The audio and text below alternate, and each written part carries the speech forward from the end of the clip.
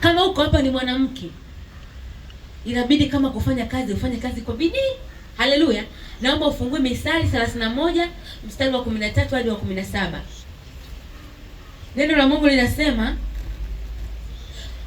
huyo mwanamke huyo hutafuta sufu na kitani, hufanya kazi yake ya mikono kwa moyo, afanana na merikebu za biashara, huleta chakula chake kutoka mbali, tena huamka kabla haujaisha usiku, huwapa watu wa nyumbani mwake chakula na wajakazi wake sehemu zao, huangalia shamba akalinunua kwa mapato ya mikono yake. Amen. Hey, mwanamke uliokuwa mahali hapa, unanisikia? Amen.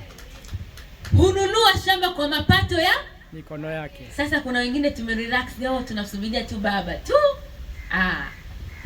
Tujifunze leo. Biblia inasema mwanamke, nafasi yako, unahitaji kujishughulisha. Kama hauna kazi, tafuta kazi, fanya kazi.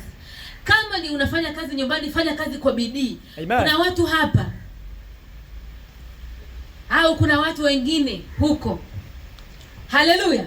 Inawezekana wewe hapa haupo, ila kuna wengine huko